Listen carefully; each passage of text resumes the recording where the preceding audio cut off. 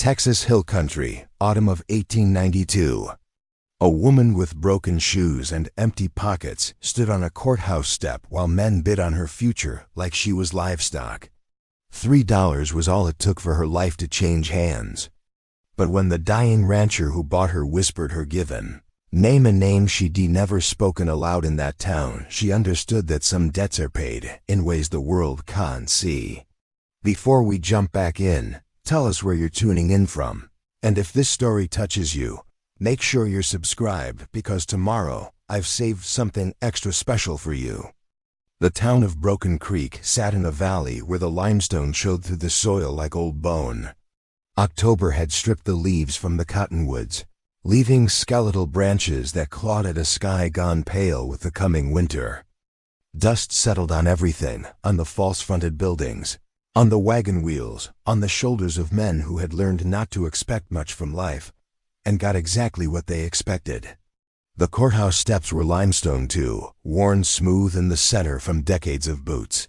Someone had set up a makeshift platform there, using shipping crates and weathered planks. It wasn't the first time the town had used those steps for such a purpose. When debts went unpaid and options ran dry, the law had ways of settling accounts that didn't involve money changing hands in the usual fashion. Catherine Brennan stood on that platform in a dress that had once been blue, but had faded to the color of old dishwater. The hem was torn where she'd caught it on a fence post 3 days prior, running from a situation that had ended exactly where she now stood anyway. Her shoes, if they could still be called that, were split at the seams, held together with twine she'd scavenged from a barn. Her dark hair hung loose around her shoulders, unwashed for a week, tangled with bits of dried grass from the night she'd slept in a hayrick outside of town. She was 26 years old. She had been a schoolteacher once, in a different county, in a different lifetime. That was before the school board discovered she'd been born to an unwed mother. Before they dismissed her without references. Before the landlady had thrown her belongings into the street and told her that decent women didn't come from indecent circumstances. Before she'd walked 60 miles looking for work that didn't exist, until hunger had driven her to steal bread from a merchant's cart. The merchant had caught her. The merchant had called the sheriff. The sheriff had locked her in a cell for 3 weeks while they decided what to do with her. She had no family to pay her fine, no employer to vouch for her character, no husband to claim responsibility. She was what they called unclaimed burden, a legal term that meant she belonged to whoever would take her off the county's hands. Deputy conducting the sale was a thick-shouldered man named Harlan. Cross. He wore his badge on a leather vest that had seen better decades and carried himself with the casual authority of someone who'd stopped caring about the details long ago. He stood beside Catherine now, one hand resting on the grip of his revolver, the other holding a ledger with her name written at the top of an otherwise blank page. "All right, let's get this done," Cross called out to the sparse crowd that had gathered. Catherine Brennan, age 26, able-bodied, can read and write. Convicted of theft. Fine is $8 plus court costs. She works off the debt to whoever claims her contract. Terms are 1 year of service or until the debt's paid, whichever comes first. Starting bid is $1. Catherine kept her eyes on the horizon beyond the town, where the hills rolled away into distance and possibility. She didn't look at the men. Looking at them made it real. Looking at them meant accepting that she was standing where she was standing, that her life had narrowed to this single point of humiliation. The crowd was small. 12 men, maybe fewer. Most of them were ranch hands or drifters, the kind of men who spent their wages on whiskey and cards and woke up broke every Monday. A few were older, weathered, their faces carved by sun and disappointment. One man near the front kept spitting tobacco juice into the dust, a dark stream that left stains on the pale dirt. $1, Cross repeated. "Who's willing?" Silence stretched out. Catherine felt it like pressure against her chest. Somewhere a horse stamped and blew. A door creaked on its hinges down the street. The wind carried the smell of wood smoke and something else, something sour and desperate that might have been coming from her own skin. "Come on now," Cross said, irritation creeping into his voice. "She's young, she's healthy, she can work. Somebody's got to need an extra hand. What kind of work?" Someone called from the back. "Whatever work you got," Cross replied. "Cooking, cleaning, mending, field work. She does what she's told for a year, then she's free to go." "Can she handle livestock?" "She's got hands, don't she?" A ripple of laughter moved through the crowd, ugly and brief. Catherine's jaw tightened. She kept her gaze fixed on those distant hills. If she didn't look at them, they weren't real. If she didn't acknowledge them, this wasn't happening. $1, a voice said. That it came from the left side of the crowd. Catherine's eyes flicked toward it, despite herself. The man who'd spoken was middle-aged, with a thick beard and a gut that hung over his belt. He grinned when she looked at him, showing teeth gone brown at the edges. $1 for a year's worth of company, the man continued. "That's a bargain." More laughter. Catherine's stomach turned. Cross frowned. "This is a work contract, Polk. Keep your thoughts clean or take yourself elsewhere." Polk shrugged but didn't leave. His grin stayed fixed. "Any other bids?" Cross asked. Silence again. Catherine felt panic beginning to rise in her throat. If Polk was the only bidder, if that grinning, leering man was the only one willing. $2, another voice said. This one was younger, sharper. Catherine turned slightly and saw a lean man in his 20s, wearing a dirty shirt and a hat pulled low. His eyes were hard and calculating. $2, Cross acknowledged. "Polk, you going higher?" $2.50, Polk countered. The young man shook his head and stepped back. Polk's grin widened. Catherine's hands began to shake. She clasped them together in front of her, trying to still them, trying to hold on to something solid, even if it was only her own fingers. $2.50, Cross said. "Going once, $3. The voice came from the back of the crowd, quiet but clear. It cut through the murmuring like a knife through cloth. The crowd parted slightly, and Catherine saw him. He was older than most of the men gathered there, perhaps 50 or more. His face was gaunt, skin stretched tight over prominent cheekbones. His eyes were sunken, shadowed by deep hollows that spoke of sleepless nights and unrelenting pain. He wore a black coat that hung loose on his frame, as if he'd lost significant weight and the coat hadn't caught up. His hat was black too, wide-brimmed and dusty. He leaned heavily on a wooden cane. His knuckles white where they gripped the handle. He looked like death had already sent him an invitation, and he was simply waiting for the appointed hour. Cross studied him for a moment. "That you, Hayes?" "It is," the man said. "Didn't expect to see you in town. Heard you were laid up." "I am," Hayes replied. "Won't be much longer." An uncomfortable silence settled over the crowd. Even Polk's grin faded. Everyone in Broken Creek knew Nathaniel Hayes or knew of him. He'd owned a ranch 10 miles north of town for 20 years, raised cattle and horses, kept to himself. A year ago, his wife had died giving birth to a child who hadn't survived the night. 6 months ago, Hayes had taken ill. Some said it was consumption. Others said it was cancer. Still others whispered that it was a broken heart that modern medicine had no name for. Whatever it was killing him slowly and certainly. $3, Cross said carefully. "That's your bid?" "It is," Hayes repeated. Polk shifted his weight, looking between Hayes and Catherine. $3.50, he said, but his voice had lost its confidence. Hayes didn't hesitate. $5. The crowd murmured. $5 was more than the debt and court costs combined.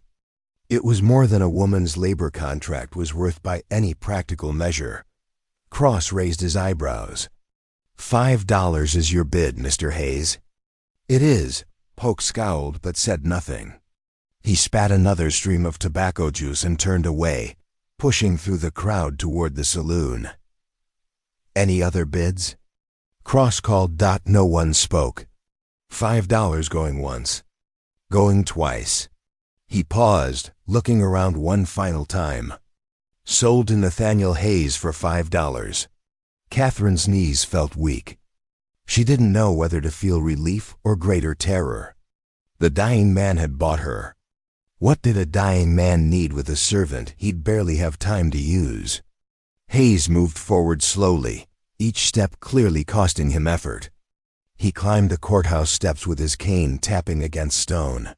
His breathing labored. When he reached the platform, he pulled a leather pouch from inside his coat and counted out $5 silver onto the ledger Cross held. "Sign here," Cross said, pointing to a line in the ledger. Hayes signed with a shaking hand. His signature was barely legible, letters wandering across the page like they'd forgotten their proper shapes. "And you," Cross said, turning to Catherine. "Sign below his name. Means you agree to the terms." Catherine took the pencil he offered. Her hand trembled as she wrote her name.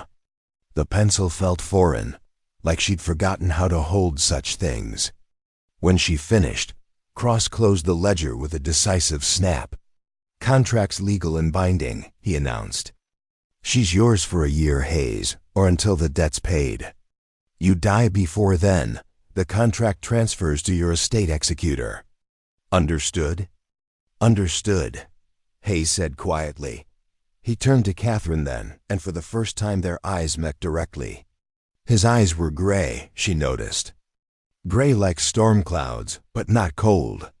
There was something else in them, something that looked almost like recognition, though Catherine was certain she'd never seen this man before in her life.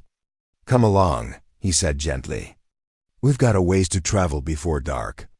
He didn't reach for her arm or try to claim her like property.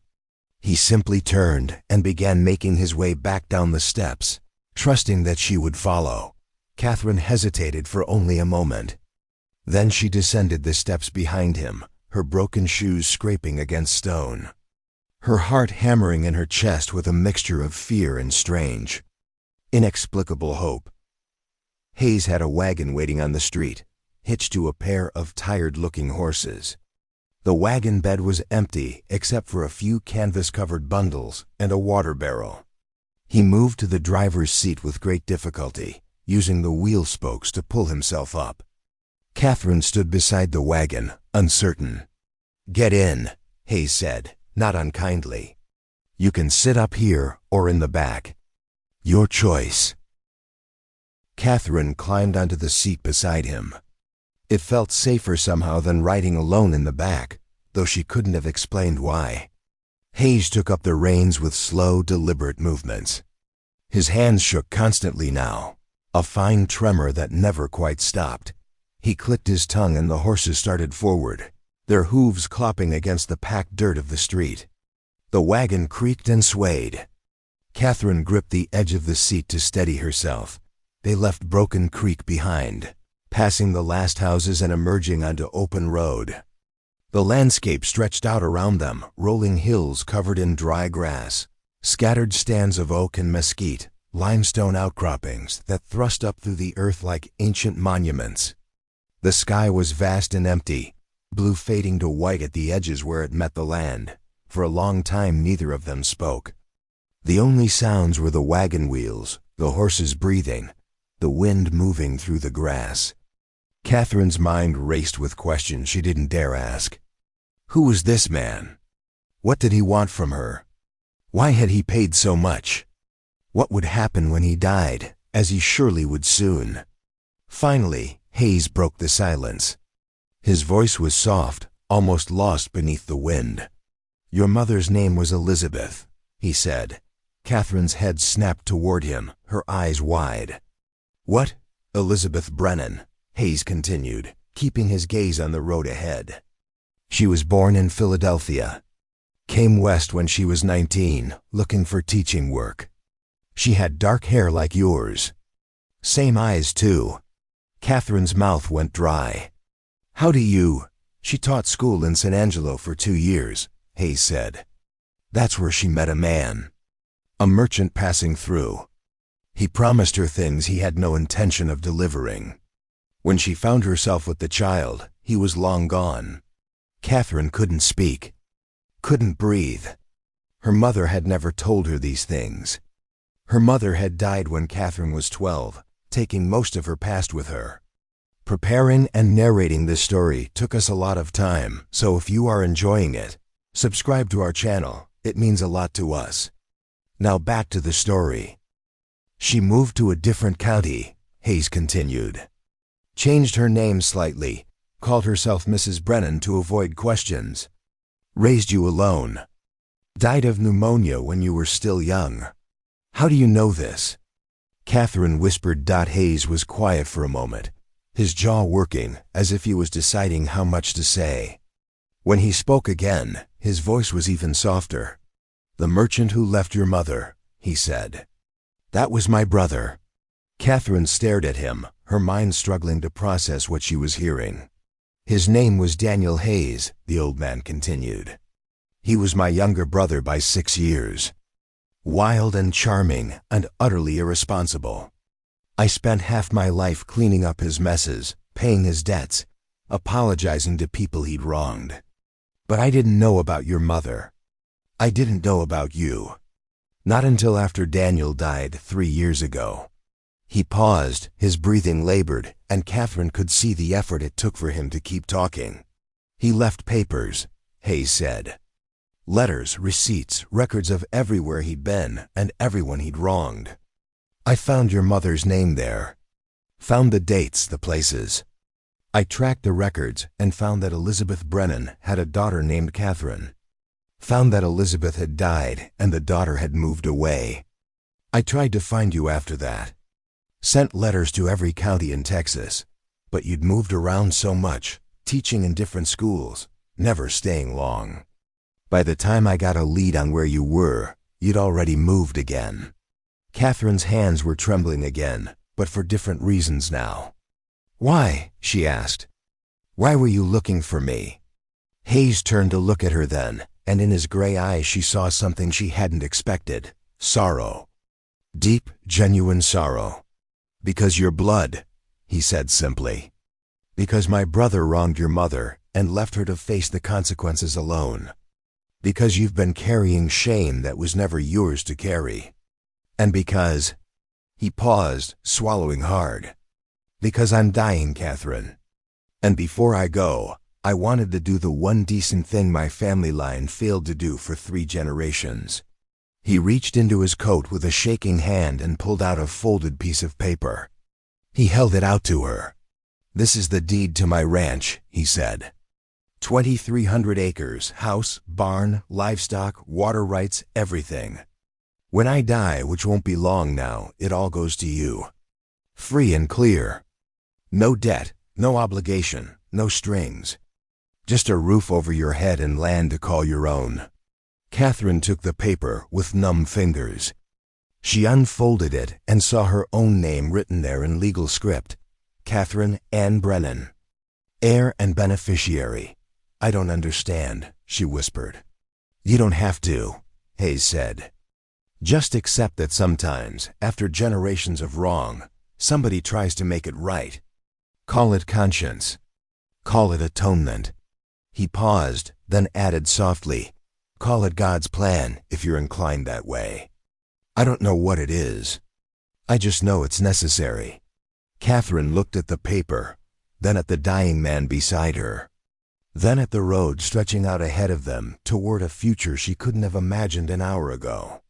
Why did you go to the courthouse today? She asked quietly. How did you know I'd be there?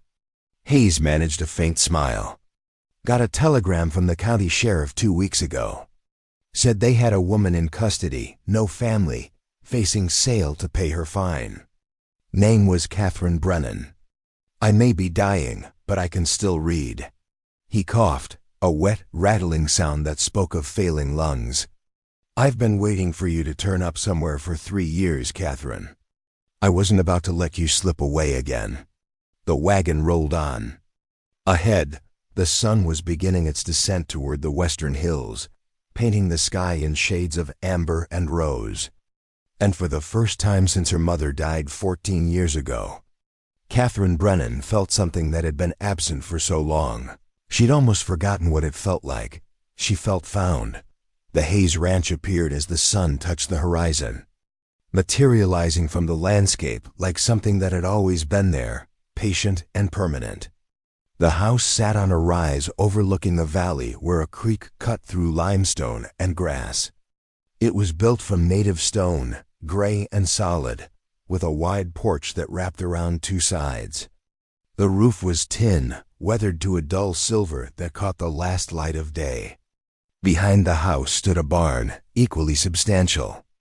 And beyond that a series of corrals and outbuildings that spoke of decades of accumulated purpose. Catherine saw all this and felt something tighten in her chest. This was real.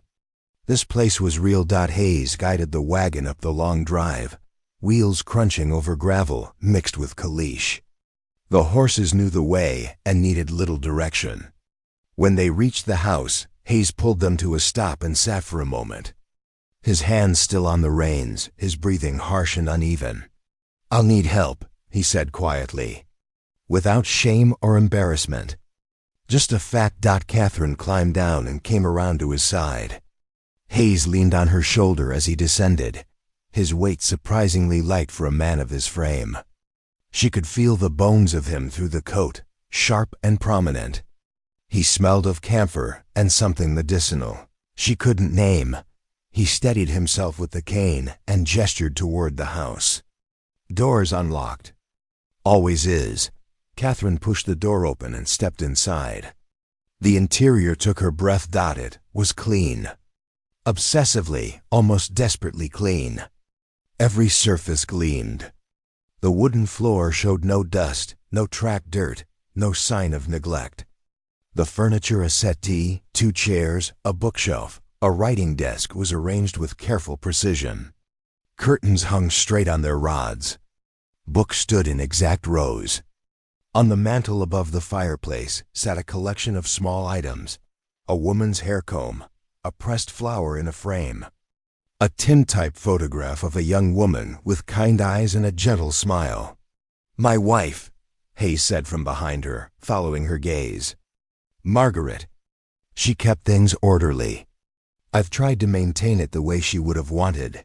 Catherine understood then. This wasn't just cleanliness. This was devotion.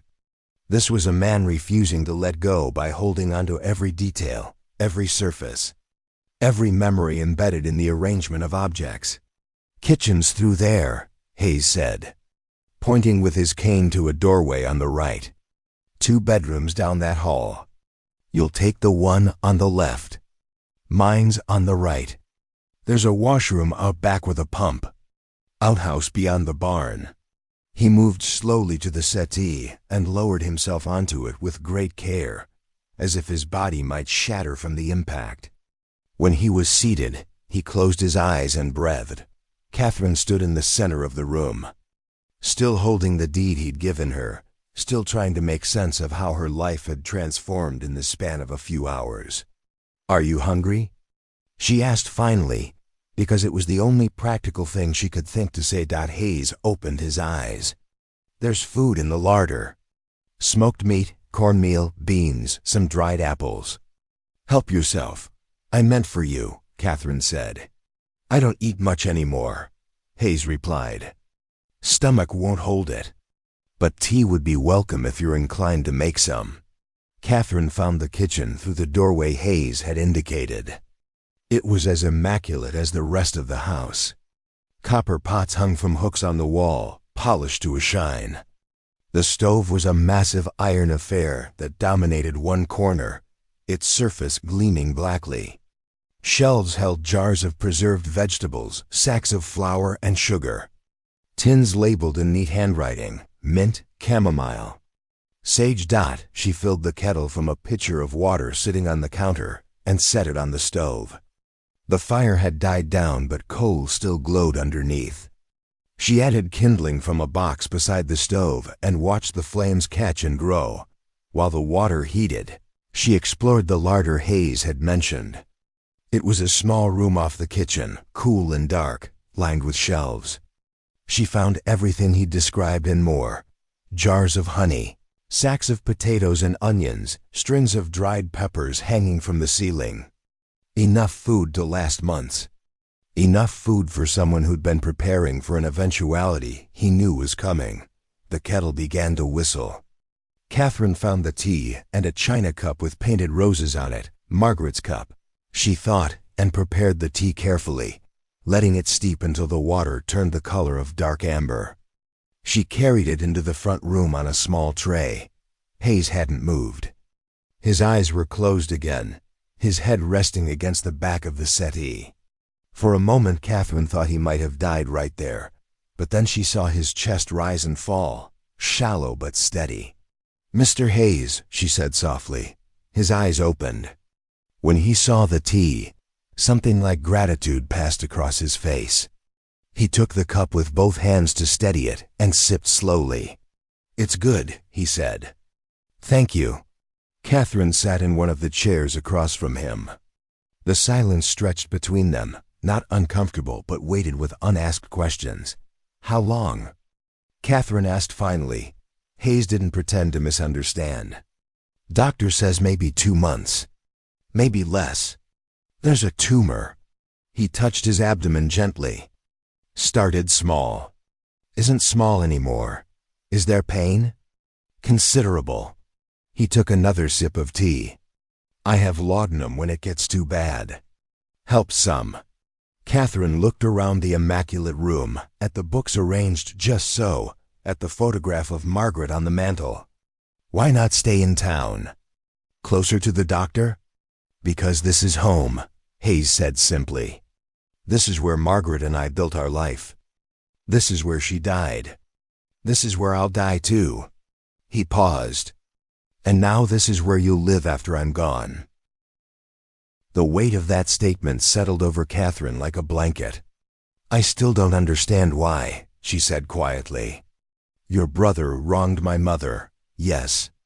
But that was his sin, not yours. You don't owe me anything." Hayes was quiet for a long time, staring into his teacup as if it might hold answers to questions he hadn't figured out how to ask. "My brother Daniel was the favored son," he said finally. "Charming, quick with words, always knew how to make our father laugh. I was the serious one, the responsible one, the one who stayed home and worked the land while Daniel went off chasing whatever caught his fancy." He shifted slightly, wincing. "I resented him for years. Resented that he got all the affection while I got all the duty. When he died, I thought I'd feel relief. Instead I just felt empty." He looked up at Catherine then, and his gray eyes were clear and direct. "Then I found those papers," he continued. "Found out about all the people he'd hurt, all the damage he'd left behind. And I realized that I'd spent so much time resenting him that I'd never tried to fix what he broke. I just let it lie there, festering, because it wasn't my responsibility. But blood carries responsibility whether we want it or not." He took another sip of tea, his hands shaking more noticeably now. "Margaret and I couldn't have children after we lost the baby," he said. "Doctor said the birth had damaged something inside her. We accepted it. We had each other, we had this land, we had enough. But when Margaret died, I realized I'd have no one to leave any of this to. It would all just dissolve, go to some distant cousin. I'd never met who'd sell it off piecemeal without ever knowing what it meant." He set the cup down carefully on the tray. "When I found out about you," he said, "I saw a chance to do 2 things at once. Make right what Daniel made wrong, and give this place to someone who might actually need it. Someone who might actually value it." Catherine felt tears pressing at the back of her eyes, but refused to let them fall. "I don't know anything about ranching," she said. "I'm a schoolteacher. I can read and write and cipher, but I don't know the first thing about cattle or horses or—" "You'll learn," Hayes interrupted gently. "Or you'll sell the place to someone who does know and take the money to start over somewhere else. Either way, the choice is yours. That's the point. You'll have choices. The word hung in the air between them. Choices. Catherine had lived her entire adult life with her options narrowing. Door after door closing until she'd stood on those courthouse steps with nowhere left to go. And now this dying man was handing her keys to every door in the house. "There's a man who works for me," Hayes continued.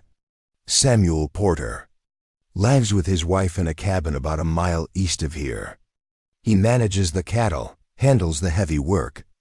He'll stay on after I'm gone if you want him. His wages are current and his contract is fair. But again, that's your choice to make." Catherine nodded slowly, trying to absorb everything. "The lawyer in town is named Griffin," Hayes said. "Thomas Griffin. He has all the papers, the will, the deed transfers. Everything's already prepared. When I die, you go to him. He'll handle the legal side of things. There won't be any complications. I've made sure of that." "You've thought of everything," Catherine said quietly. "I've had time to think," Hayes replied.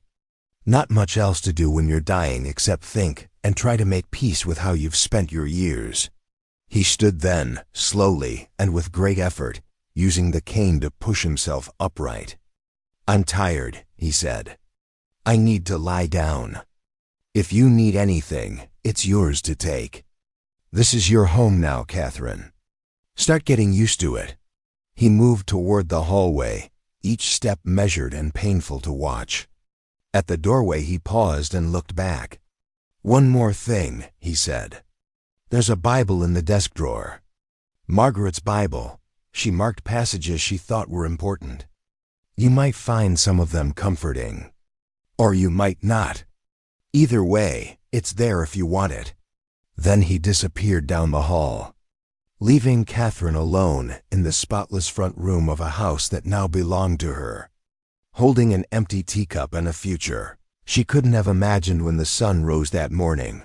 She sat for a long time in the gathering darkness, not lighting a lamp, just sitting with the weight of everything that had happened. Outside, the horses shuffled in their traces, still hitched to the wagon. She realized Hayes had been too exhausted to tend to them.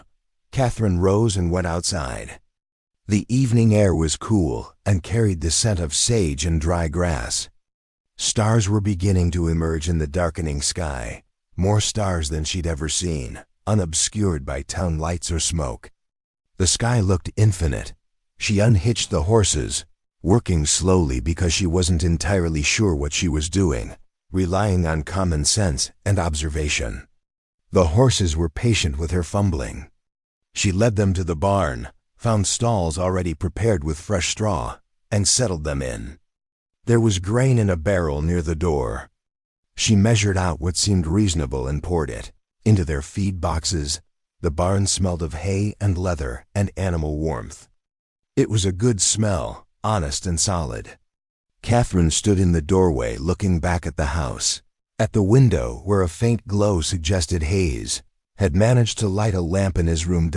She thought about the courthouse steps, about Polk's leering grin, about the moment when she'd believed her life had finally reached its absolute lowest point, and she thought about Hayes's words. Sometimes, after generations of wrong, somebody tries to make it right. Catherine didn't know if she believed in God's plan. She'd seen too much hardship and injustice to trust in easy divine providence. But standing there in the doorway of a barn she now owned, on land that stretched out around her in every direction, under a sky full of stars that seemed to pulse with ancient light, she thought maybe there was something at work in the world besides blind chance and human cruelty. Maybe redemption was real. Maybe grace existed in forms that looked like dying men paying debts that weren't theirs too. Maybe hope wasn't foolishness. After all, she closed the barn door and walked back to the house. Inside, she lit a lamp in the kitchen and found the bedroom Hayes had indicated would be hers. It was simple but comfortable. A bed with a quilt, a dresser, a washstand with a basin and pitcher. On the dresser lay a folded nightgown, clean and pressed. Waiting as if Margaret Hayes had known someday another woman would need it. Catherine undressed slowly, put on the nightgown, and lay down on the bed. The mattress was softer than anything she'd slept on in months. The quilt smelled faintly of lavender. She closed her eyes, and for the first time in longer than she could remember, she slept without fear of what morning would bring. Morning arrived with birdsong and the smell of dew on grass. Catherine woke disoriented, momentarily forgetting where she was, then remembering everything in a rush that left her breathless. She dressed in the same faded dress from yesterday. It was the only one she owned, and made her way to the kitchen. Hayes was already awake. She could hear him moving in his room, the slow shuffle of footsteps, the creak of floorboards under careful weight. She started a fire in the stove and set about making coffee, finding the grounds in a tin on the shelf. The familiar rhythm of the task steadied her. When Hayes emerged, he looked worse than he had the night before. His face was gray, his eyes sunken deeper into their hollows. He moved to the table and sat heavily, as if the act of walking from bedroom to kitchen had exhausted his reserves. "Morning," he said, his voice rough. "Coffee's nearly ready," Catherine replied. "Should I make breakfast?" Hayes shook his head slightly. "Just the coffee. Maybe some toast if you're making it for yourself." Catherine poured 2 cups and set one before him. She sliced bread from a loaf in the bread box and toasted it on the stovetop, spreading it with butter from a crock in the larder. She ate standing at the counter, suddenly ravenous, while Hayes sipped his coffee with both hands wrapped around the cup for warmth, despite the morning being mild. "Samuel will be by this morning," Hayes said. "He comes every day to check on things. I need to introduce you properly." As if summoned by the mention of his name, there came a knock at the door.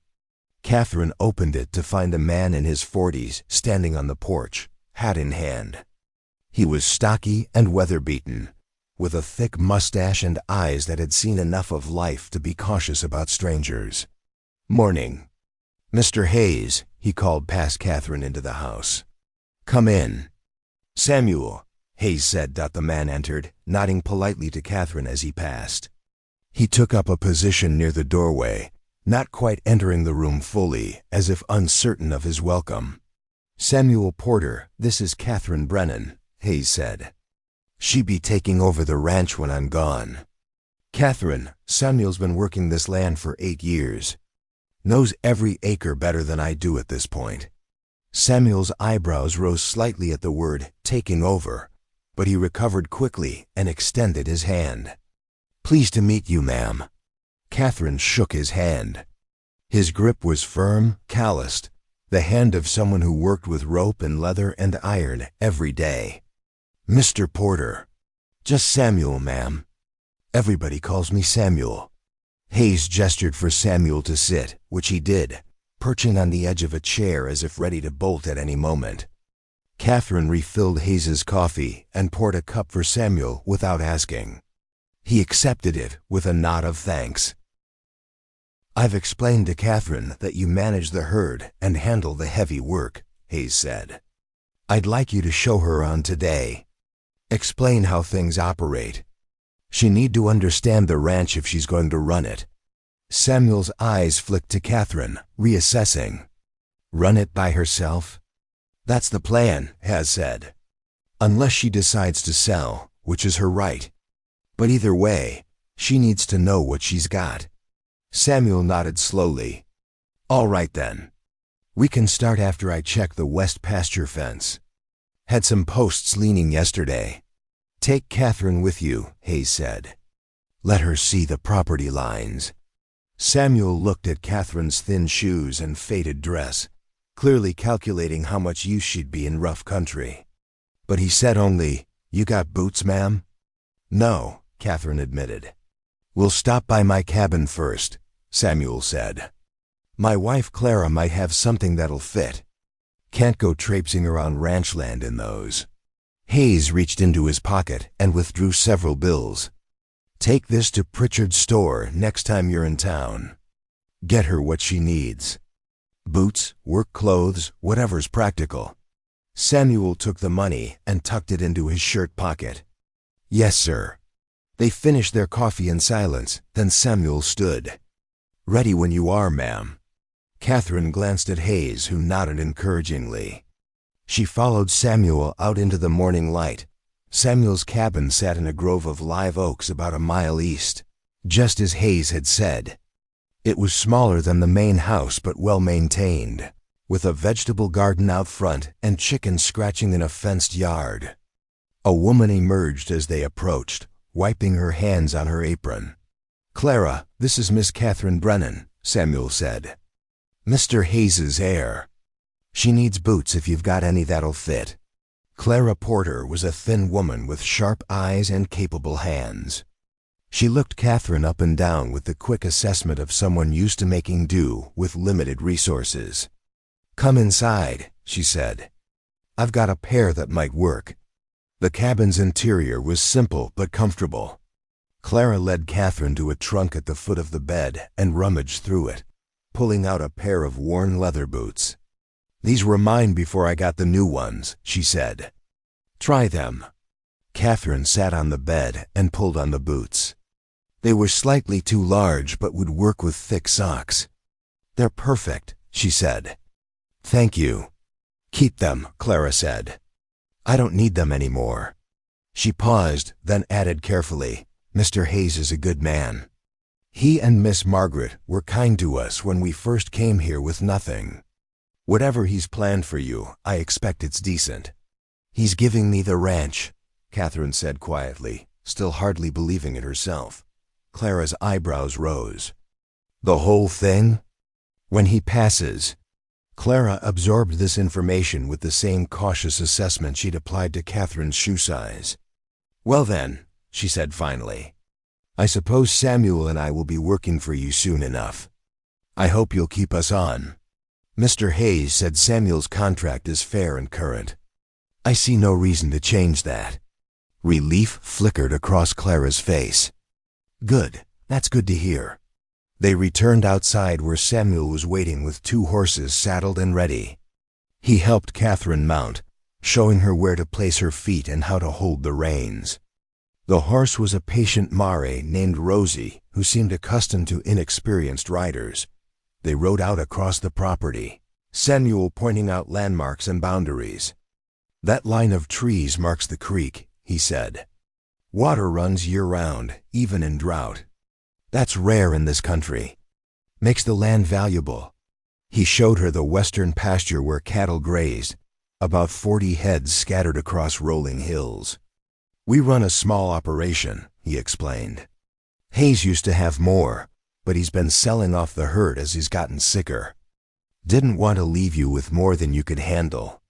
They rode past line shacks and salt licks and watering troughs. Samuel explained the seasonal rhythm of ranch work: spring calving, summer grazing, fall roundup, winter feeding. He spoke matter-of-factly, not condescending, treating her like someone capable of learning, even if she knew nothing yet. By midday, they'd covered most of the northern section. Samuel led them to a high point overlooking the valley. From there, Catherine could see the full scope of what Hayes was giving her: thousands of acres of grass and trees and water, stretching away under an endless sky. "It's beautiful," she said quietly. "It is," Samuel agreed. "Hard land, but honest. It'll give back what you put into it, no more and no less."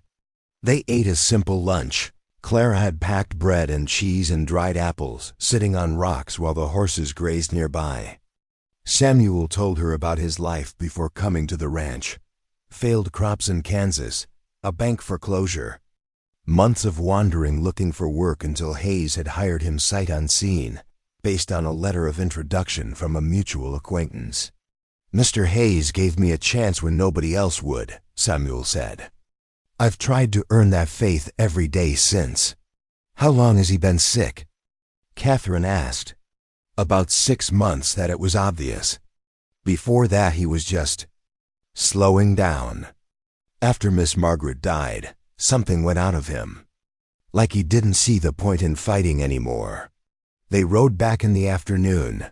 taking a different route so Catherine could see the eastern boundary and the road that led to town. By the time they returned to the main house, the sun was lowering and Catherine's legs ached from hours in the saddle. Hayes was sitting on the porch in a rocking chair that hadn't been there that morning. He must have dragged it out himself, though it clearly had cost him. His face was gray with pain, but he smiled when he saw them approach. "How'd she do?" he asked Samuel. "She's got good balance," Samuel said. "Didn't complain once, even when Rosie spooked at that snake." "There was a snake?" Hayes's smile widened slightly. "Just a rat snake," Samuel said. "But Miss Catherine here didn't scream or fall off, so I'd say she's got promise." Catherine dismounted stiffly, her legs trembling. "I'll need practice." "You'll get it," Hayes said. "Samuel, thank you. Same time tomorrow?" "Yes, sir." Samuel tipped his hat to Catherine and rode off toward his cabin. Catherine climbed the porch steps and sat heavily in the chair beside Hayes. For a moment neither spoke. Just sat watching the light fade from the valley. "It's a lot to take in," Hayes said finally. "It is. Having second thoughts?" Catherine considered this. "No," she said slowly. "Just overwhelmed. Yesterday I was standing on courthouse steps being sold like property. Today I'm sitting on a porch overlooking land that's going to be mine. It doesn't seem real." Hayes reached over and gripped her hand briefly, his fingers cold despite the warm evening. "It's real," he said. "And you'll grow into it. I've seen how you move, how you watch things. You're careful, thoughtful. Those are good qualities for someone running a place like this." "I don't know if I can do it," Catherine admitted. "You can't know until you try," Hayes replied. "And if you try and fail, well, that's an honest failure. Nothing shameful in it. But I don't think you will fail.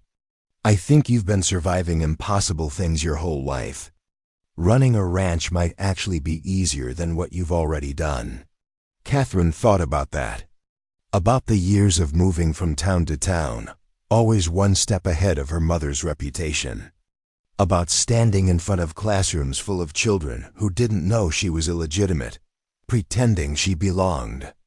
About walking 60 miles with blistered feet looking for work that didn't exist.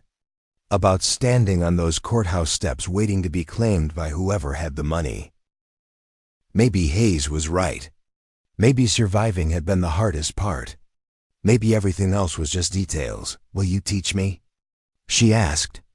"Whatever time you have left, will you teach me what you can?" Hayes smiled, the expression softening the harsh lines of his face. "That's why you're here," he said. "That's exactly why you're here." That night, after a simple supper soup Catherine made from vegetables in the larder and salt pork from the smokehouse, Hayes opened the desk drawer and withdrew the Bible he'd mentioned. It was leather-bound, worn soft with handling, pages marked with slips of paper and pressed flowers.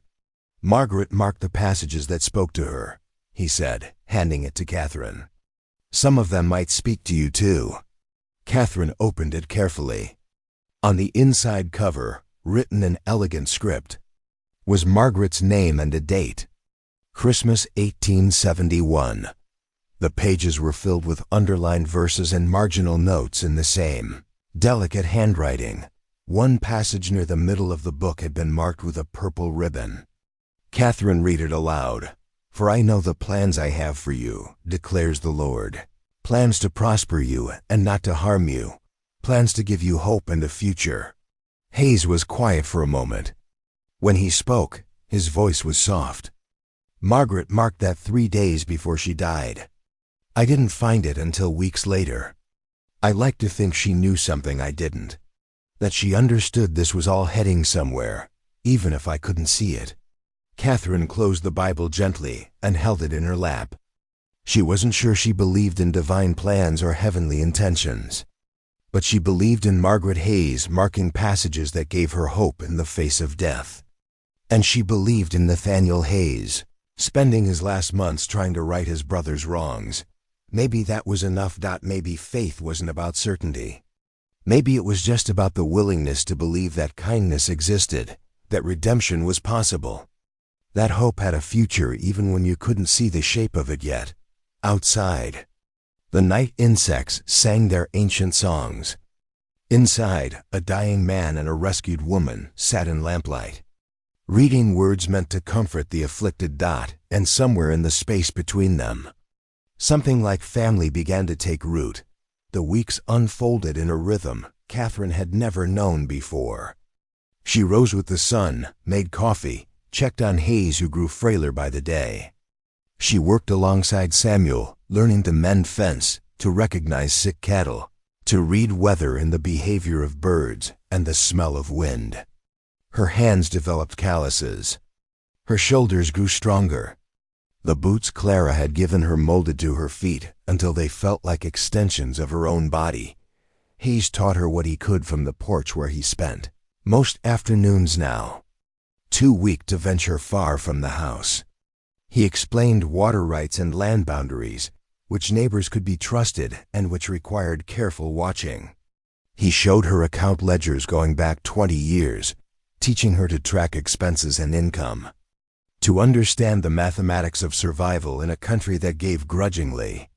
"Everything's written down," he told her one afternoon, his voice thin but steady. "Every contract, every agreement, every debt paid and owed. Griffin the lawyer has copies of everything. When I'm gone, you'll know exactly where you stand." Catherine had stopped protesting when he spoke of his death.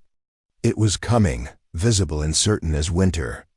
Better to prepare than to pretend, but not everyone in Broken Creek shared Hayes's vision of Catherine's future. The trouble started on a Thursday morning when Samuel came riding in faster than usual, his face set in hard lines. Catherine was in the barn mucking stalls when she heard the hoofbeats. She emerged to find Samuel dismounting quickly. "We've got a problem," he said without preamble. "Ran into Jack Wardell on the South Road. He says there's talk in town." Catherine's stomach tightened. "What kind of talk?" "The kind that says a woman can't inherit a ranch. The kind that says Hayes wasn't in his right mind when he made that will. The kind that's looking for ways to challenge the deed."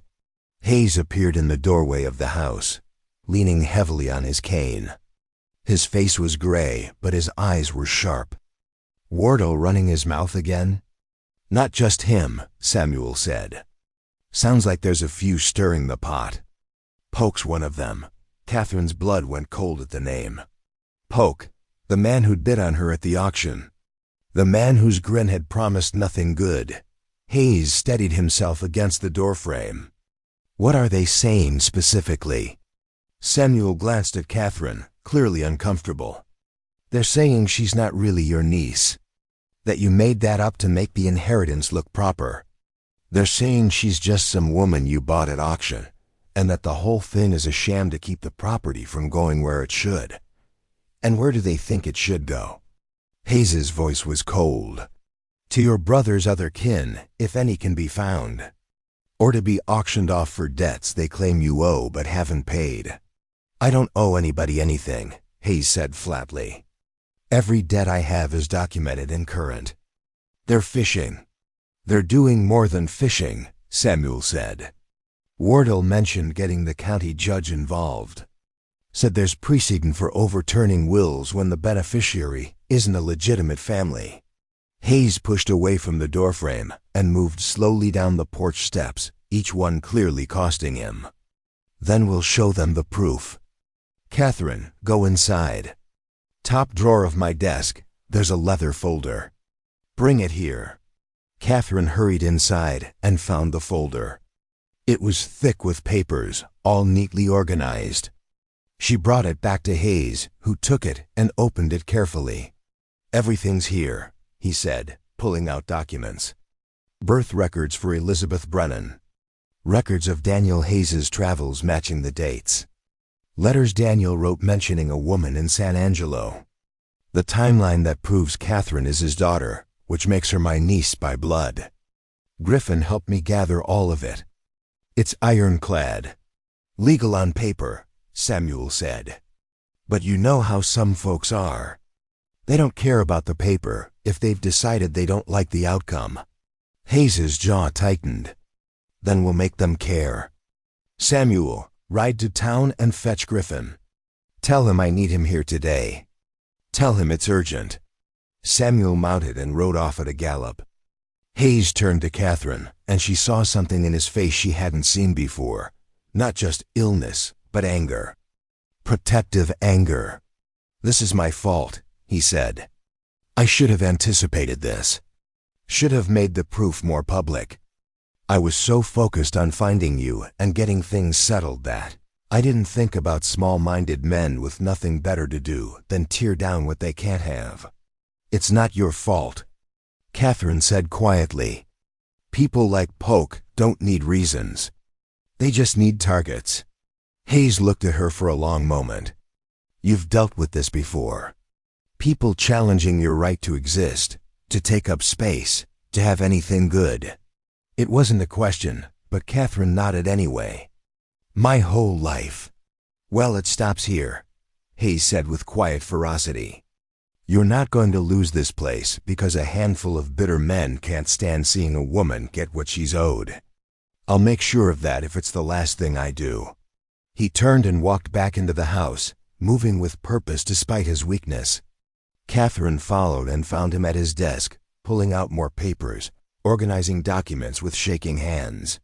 "What are you doing?" she asked. "Building a wall they can't climb over," Hayes replied. "Every piece of proof, every witness statement, every legal document that shows your claim is legitimate. Griffin will know what to do with it." Thomas Griffin arrived 3 hours later. A tall man in his 50s with iron gray hair and the careful demeanor of someone who'd spent decades navigating the intersection of law and human nature. He listened to Hayes's explanation without interruption, examining the documents spread across the desk. "It's all here," Griffin said finally. "Birth records, travel records, correspondence. The chain of evidence is solid. Catherine is Daniel Hayes's daughter, which makes her Nathaniel's niece and legitimate heir. But they'll challenge it anyway," Hayes said. "They might try," Griffin acknowledged. "Men like Polk and Wardell often mistake volume for validity. They'll make noise, file complaints, try to get the judge to delay probate. But they won't succeed. The law is clear on this. How long will it take?" Catherine asked. "If they do challenge it," Griffin considered, "could drag out for months. Maybe longer if they're determined enough and have money for lawyers. But the outcome isn't in doubt. You'll win. It's just a question of how much grief they cause you in the meantime." Hayes's hands clenched on the edge of the desk. "I don't have months." The words hung in the air like smoke. Griffin's expression softened. "I know, Nathaniel. Which is why I'm going to suggest something unorthodox." "What?" "We make this public now. Before you die. We call a meeting, invite the county judge, bring witnesses, present all the evidence. Let everyone see with their own eyes that this inheritance is legitimate. Takes the wind out of their sails before they can even begin to blow." Hayes looked up sharply. "A public hearing?" "Not a hearing exactly. More like a presentation of facts. Informal but official. Get it on record that the judge has reviewed the evidence and found it sound. That way, when you do pass, there's no ambiguity. The inheritance goes through clean." "Will Judge Morrison agree to that?" Hayes asked. "Morrison's a fair man," Griffin said.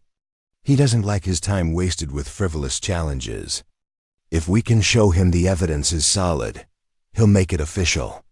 Puts an end to speculation." Hayes was quiet for a long moment, his gray eyes distant. Then he nodded. "Do it. Set it up for as soon as Morrison can make time. I want this settled." Griffin gathered the documents carefully. "I'll talk to him tomorrow. Probably looking at early next week for a meeting. Can you manage that?" Hayes's laugh was dry and bitter. "I'll manage it if I have to prop myself up with fence posts. This gets settled. That's not negotiable." After Griffin left, Catherine sat with Hayes in the dimming afternoon light. He looked exhausted, as if the anger and determination had burned through what little energy he had left. "You should rest," she said gently. "I will, soon." He was quiet for a moment, then said, "I'm sorry you have to go through this. Sorry that even dying, I'm bringing you trouble." "You're not bringing me trouble," Catherine said firmly. "You're bringing me hope. Polk and Wardell, they're just noise. They can't take that away." Hayes smiled faintly. "You've gotten stronger since you came here. I can see it. Not just physically, though that too. But something else. Something in how you carry yourself." Catherine thought about that. He was right. She had changed.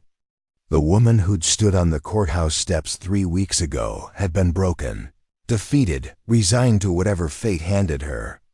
The woman sitting here now knew how to mend fence and read weather and sit a horse without falling off. She knew the boundaries of 2,000 acres. She knew where the water ran and which pastures needed rest. She knew her own worth, and it wasn't measured in dollars at an auction. "You gave me that," she said quietly. "You gave me a reason to stand up straight." "No," Hayes said, shaking his head slowly. "I just gave you the opportunity. You did this standing up yourself." That evening, Catherine made supper while Hayes dozed in his chair.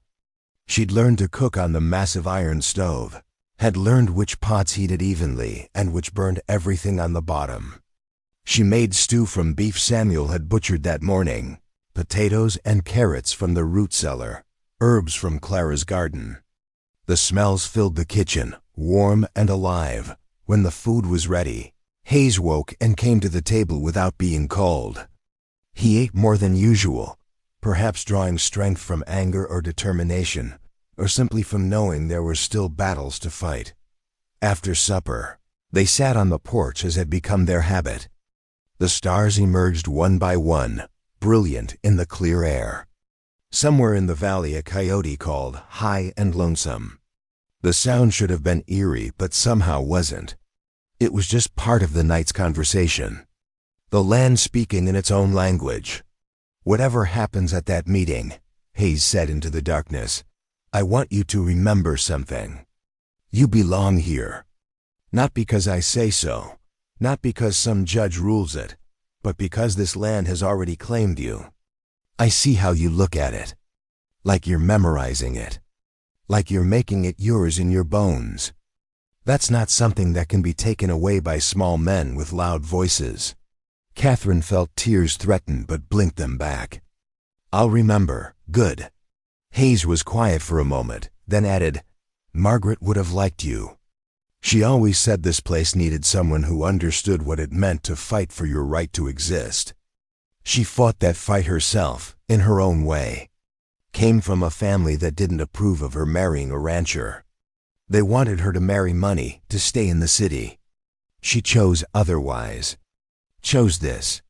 He gestured at the darkness that held the ranch like a cupped hand. "Never regretted it once." "Tell me about her," Catherine said. "Tell me what she was like." And Hayes did. He talked until the moon rose full and bright, painting the valley silver. He talked about Margaret's laugh and her stubbornness and the way she sang while she worked.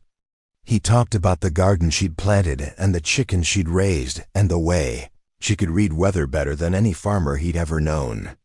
He talked until his voice gave out and the cold drove them inside.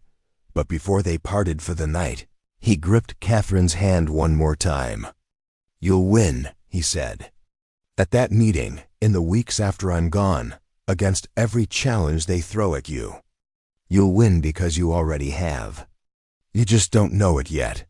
Catherine wanted to believe him. Standing there in the house that would be hers, surrounded by evidence of lives lived and loved and lost, she tried to let faith replace fear. Outside, the wind moved through the trees. Inside, a dying man and a rescued woman prepared for the battle that would decide whether grace could triumph over greed.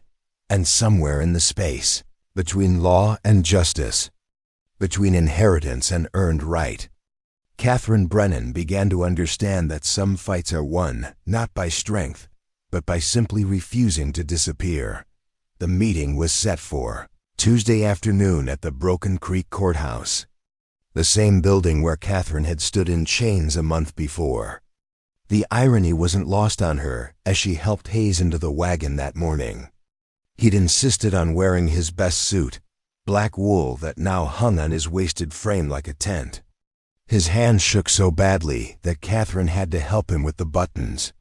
"You don't have to do this," she told him for the third time. "Griffin can present the documents without you there." "I'm going," Hayes said, his voice allowing no argument. "They need to see me stand up and claim you as blood. Words on paper aren't enough for men like Polk. They need to see me willing to spend my last strength defending your right to be here." Samuel drove the wagon while Clara rode beside Catherine on horseback. They both insisted on coming, Samuel saying bluntly that Catherine would need friendly faces in that room. The journey to town took an hour, Hayes wrapped in blankets despite the mild weather, his face gray with pain he refused to acknowledge. Broken Creek looked the same as it had the day Catherine had been sold. Same dusty street, same false-fronted buildings, same sense of a place holding its breath between one hard season and the next. But Catherine felt different. She sat straighter. Her hands didn't shake. She wore a simple dress Clara had helped her make from fabric Samuel had bought in town, dark green cotton, properly fitted with buttons that actually matched. Her hair was pinned neatly. She looked like what she was, a woman who owned land and meant to keep it. A crowd had gathered outside the courthouse. Word had spread, as it always did in small towns where entertainment was scarce and other people's business was everyone's concern. Catherine recognized some faces from the auction, the tobacco-spitting man, the young lean one who'd bid $2, others who'd simply watched. They watched now too, their expressions ranging from curiosity to hostility to something that might have been grudging respect. Polk was there, standing with two other men near the courthouse steps. He grinned when he saw Catherine, the same ugly grin he'd worn when bidding on her. Beside him stood a heavy-set man with a red face and expensive boots, Jack Wardell, Catherine guessed. The third man she didn't recognize, but he had the look of a lawyer, with a leather satchel and an expression of professional skepticism. Thomas Griffin met them at the door. "Judge Morrison is already inside. He's agreed to hear testimony and review documents. It's not a formal trial, just an evidentiary presentation. But whatever he rules today will carry weight when the will goes to probate." "Who's that with Polk?" Hayes asked, nodding toward the man with the satchel. "Leonard Voss, lawyer from 2 counties over. Wardell hired him to represent their interests." "Their interests in my property," Hayes said bitterly. "They'll claim Daniel Hayes had other family, other debts, other claims. They'll try to muddy the water. Our job is to keep it clear." Griffin looked at Catherine. "Are you ready?" Catherine thought about standing on these same steps a month ago, broken and hopeless. She thought about the weeks since then learning to ride, to mend fence, to read the land. She thought about Hayes spending his dying days teaching her, protecting her, claiming her as family when her own blood had abandoned her. "I'm ready," she said. The courtroom was smaller than Catherine had expected. Just a single room with benches for observers, and a raised platform where Judge Morrison sat behind a scarred wooden desk. Morrison was in his 60s, with white hair and sharp eyes that had seen enough of human nature to be neither surprised nor impressed by most of it. He watched them file in with the expression of a man preparing to waste an afternoon on foolishness. But, determined to be thorough anyway, Hayes walked to the front bench with painful slowness, leaning on his cane in Catherine's arm. Samuel and Clara took seats behind them. Polk, Wardell, and Voss arranged themselves on the opposite side. The rest of the crowd filled in behind, a rustling mass of curiosity and judgment. Morrison rapped his gavel once. "This is an informal hearing to review evidence regarding the estate of Nathaniel Hayes and the legitimacy of his designated heir. Catherine Brennan. Mr. Griffin, you called this meeting. State your purpose. Griffin stood, his movements measured and professional. Your Honor, my client Nathaniel Hayes is dying. He has perhaps weeks, maybe days remaining.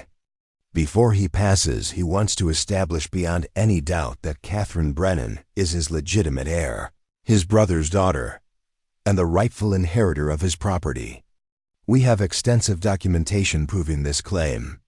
We're here today to present that evidence and to answer any challenges, so that when Mr. Hayes dies, there will be no question about the succession. Morrison nodded. And the opposition? Mr. Voss? Voss rose, smoothing his vest. Your Honor, my clients Jack Wardell and Harold Polk have concerns about this purported inheritance. They question whether Miss Brennan is truly Daniel Hayes's daughter, whether Nathaniel Hayes was in his right mind when making this will, and whether proper procedure was followed. They ask the court to carefully scrutinize the evidence before rubber-stamping what may be a fraudulent claim. A murmur ran through the crowd. Catherine felt heat rise to her face, but kept her expression neutral. Beside her, Hayes's hands tightened on his cane. Morrison raised a hand for silence. Very well, Mr. Griffin, present your evidence. For the next hour, Griffin methodically laid out the case. He presented Elizabeth Brennan's birth certificate from Philadelphia. He showed Daniel Hayes's travel records proving he was in San Angelo during the period when Elizabeth became pregnant. He produced letters Daniel had written to acquaintances mentioning a schoolteacher who caught my eye and complications from a brief liaison. He showed Catherine's birth certificate listing her mother as Elizabeth Brennan, born in the appropriate year. He traced Elizabeth's movements to the town where she'd raised Catherine, showed school records proving Catherine's education, documented the chain of Catherine's life from birth to the auction where Hayes had bought her. The timeline is perfect, Griffin concluded. Every document aligns. Every date matches. Catherine Brennan is Daniel Hayes's daughter. That makes her Nathaniel's niece by blood and his legitimate heir. Voss stood, his expression smug. Convenient that all this evidence was gathered after Daniel Hayes died and couldn't confirm or deny any of it. Convenient that Elizabeth Brennan is also dead and can't be questioned. Convenient that the only living witnesses are Nathaniel Hayes, who has everything to gain by claiming this woman as family, and Catherine herself, who conveniently appeared just as Hayes was dying. Very convenient indeed. Are you suggesting the documents are forgeries? Griffin asked sharply. I'm suggesting they're suspiciously complete and tidy. I'm suggesting that a dying man desperate to keep his property from being auctioned might manufacture a convenient heir.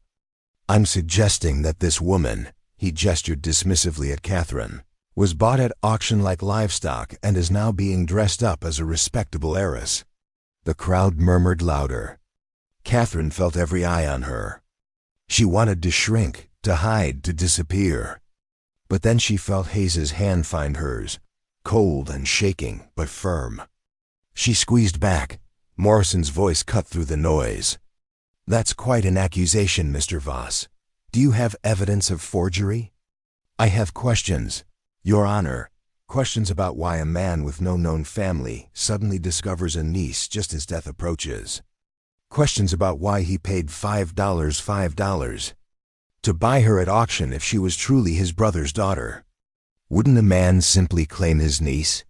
Why buy her like property? Hayes struggled to his feet.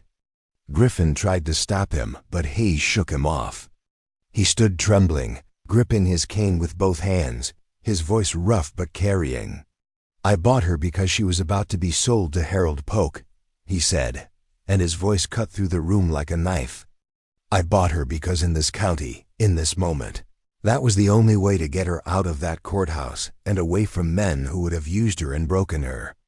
I bought her because the law gave me no other option. He paused, breathing hard. You want to know why I didn't just claim her? Because I'd been searching for her for 3 years and finally got word she'd been arrested. By the time I found out, she was already on the auction block. So I did what I had to do. I bought her freedom. And then I gave her what my brother should have given her mother 30 years ago, a home, a name, and the respect she was owed. The room was silent. Even Voss seemed momentarily at a loss for words. Hayes turned to Morrison. You want proof she's blood? Look at her. Look at the shape of her face, her eyes, the way she carries herself. She's Daniel through and through. But more than that, she's earned this inheritance. She's worked this land for a month. She's learned it. She's claimed it in her bones. Whether you believe the documents or not, she belongs to that ranch and it belongs to her. And I'll swear that on whatever Bible you put in front of me. He sat down heavily, the effort having drained what little strength he had. Catherine gripped his hand tighter. Morrison looked at Voss. Do you have any actual evidence of fraud? Any proof these documents are false? Voss hesitated. Not yet, Your Honor, but we believe with proper investigation. Investigation costs time and money. Morrison interrupted. Time Mr. Hayes doesn't have and money you're hoping to extract from his estate. I've seen this before, Mr. Voss. Men circling a dying man's property like vultures, inventing objections in hopes of getting a piece of it. Your Honor, we simply want. I know what you want. Morrison's voice was cold. Mr. Wardell, stand up.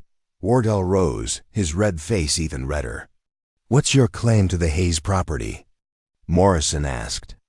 Daniel Hayes owed my father money 30 years ago, Wardell said. Never paid it back. I figure that debt transfers. Do you have a note? A contract? Any documentation? It was a gentleman's agreement. A gentleman's agreement doesn't trump a will and a blood heir. Sit down. Morrison turned to Polk. And you? What's your interest? Polk's grin had faded. He stood slowly. Just think it's suspicious. Your Honor, a woman appearing out of nowhere. A woman you bid on at auction, Morrison said flatly. A woman you wanted to buy for your own purposes. Now you're upset someone else got her and gave her something better. That's not a legal argument, Mr. Polk. That's sour grapes. He turned to Voss. Does your client have any legitimate claim beyond speculation and convenient concern? Voss's jaw worked. We believe further investigation would reveal. Investigation based on what evidence? You've presented nothing but innuendo. Morrison gathered the documents Griffin had submitted. I've reviewed these materials. Birth certificates, travel records, correspondence, timeline documentation. Everything aligns. The evidence is substantial and credible. Unless you can present actual proof of fraud documents, witnesses, something concrete on ruling that Catherine Brennan is Daniel Hayes's daughter and Nathaniel Hayes's legitimate heir. Your Honor, Voss began. Morrison's gavel came down hard. I'm not finished. Furthermore, I'm ordering that this finding be entered into the county record. When Mr. Hayes passes, his will shall be executed as written with no delays for frivolous challenges. Miss Brennan will inherit the Hayes property free and clear. Any attempt to contest this ruling will require substantial new evidence, which I doubt exists given how thoroughly Mr. Griffin has documented this case. He looked directly at Catherine for the first time. Miss Brennan, stand up. Catherine rose on shaking legs. Morrison's expression softened slightly. You've been through enough, he said quietly. You don't need to spend what remains of your uncle's life fighting off men who want what he's chosen to give you. This court recognizes your claim. The inheritance is legitimate. Do you understand? Yes, Your Honor, Catherine said, her voice barely above a whisper. Good, then go home. Take care of your uncle. And when the time comes, run that ranch the way he's taught you. He raised his voice to address the room. This hearing is concluded. The ruling stands. Court dismissed. The gavel fell again with finality. The crowd began to disperse, some disappointed, others nodding approval. Polk left quickly, his face dark with anger. Wardle and Voss lingered briefly, conferring in low tones, but eventually they too departed. Catherine stood frozen, hardly able to believe it was over. Griffin was grinning. "That went better than I hoped. Morrison doesn't suffer fools," and he saw right through Voss's theatrics. Hayes sagged against Catherine, exhausted. "Get me out of here," he whispered, "before I collapse in front of everyone." They made their way out slowly, Samuel and Griffin supporting Hayes between them. Outside, the autumn sun felt warm and clean. A few townspeople nodded to Catherine as they passed, not friendly, exactly, but acknowledging. She'd won something today that went beyond legal recognition. She'd won the right to exist without explanation. Samuel brought the wagon around, and they helped Hayes into it. He lay back against the blankets, his face gray, his breathing labored. But when Catherine climbed up beside him, he opened his eyes and smiled. "You're safe now," he said. "It's done. You're safe." Catherine felt tears finally spill over, hot tracks down her cheeks. "Thank you," she whispered. "Thank you for fighting for me." "You did the fighting," Hayes said. "You just let me throw the first punch." They rode home in the golden afternoon light, the valley spreading out around them in shades of amber and green. Hawks circled high overhead. The creek caught the sun and threw it back in bright fragments. Everything looked sharper somehow, more vivid, as if the world had been holding its breath and could finally exhale. When they reached the ranch, Hayes was too weak to walk. Samuel carried him inside and laid him gently on his bed. Catherine pulled off his boots and covered him with quilts. He was already half asleep, the day's exertion having consumed what little reserves he had. "Rest," Catherine said softly. "You can rest now." "So can you," Hayes murmured. "That's the point. Both of us can rest." She sat beside his bed until his breathing deepened into sleep. Then she went outside and stood on the porch, looking out at land that was legally, officially, undeniably hers. Clara appeared beside her, having stayed to prepare supper. "You did well today," she said quietly. "Held your head up. Didn't let them make you small." "I learned that here," Catherine replied. "Learned it from watching Mr. Hayes refuse to let dying make him less than he was. Learned it from you and Samuel showing me I could do things I didn't know I was capable of." Clara smiled. "This land changes people. Makes them either bigger or smaller depending on what they bring to it. You brought strength. It just needed drawing out." They stood together in the cooling evening. Two women who'd both found home in a hard country that demanded everything and gave back, just enough to make the demanding worthwhile dot inside. A dying man slept peacefully for the first time in weeks. And somewhere in the space between law and grace, between inheritance and gift, Catherine Brennan finally understood what it meant to be claimed, not as property, but as family. Hayes never fully recovered from the courthouse day. The effort of standing, of speaking, of fighting one last battle had extracted a price his body couldn't afford to pay. He spent the next 3 days in bed, drifting in and out of fever dreams, while Catherine sat beside him with cool cloths and water, and words she wasn't sure he could hear. On the 4th morning, he woke clear-headed. The fever had broken, leaving him hollowed out but lucid. He looked at Catherine with eyes that held awareness of what was coming. "I need to show you something," he said, his voice barely above a whisper. "In the barn. Top shelf of the tack room. There's a wooden box." Catherine found the box exactly where he'd describe, a simple pine container about the size of a bread loaf, dusty and unremarkable. She brought it back to his room and set it on the bed beside him. Hayes opened it with trembling hands. Inside lay a collection of objects that seemed random at first glance. A tarnished pocket watch, a bundle of letters tied with string, a small carved wooden horse, a woman's locket. and a folded piece of paper that looked older than the rest. These were Daniel's things, Hayes said. The only items of his that meant anything. I kept thinking someday I'd know what to do with them. Now I do. He lifted the pocket watch first. This was our grandfather's. Passed to Daniel because he was the younger son and they thought he needed something to make him feel valued. He never wound it. Never cared about time. Hayes pressed it into Catherine's palm. Maybe you'll wind it. Maybe you'll care about the hours in a way he never did. Next came the letters. These are from our mother to Daniel. She wrote to him every month, even after he stopped writing back. She never gave up on him, even when he gave her every reason to. Hayes's voice cracked slightly. Keep them. Remember that some people love even when it's not returned. The carved horse was small enough to fit in Catherine's hand, worn smooth by handling. Daniel made this when he was 10. Only thing I ever saw him put real effort into. He gave it to me when I turned 18, said it was to remember that he wasn't always useless. Hayes managed a faint smile. Keep it. Remember that even broken people have moments when they're whole. The locket held a curl of dark hair and a faded photograph of a young woman Catherine had never seen. Your grandmother, Hayes said. She died when Daniel and I were young.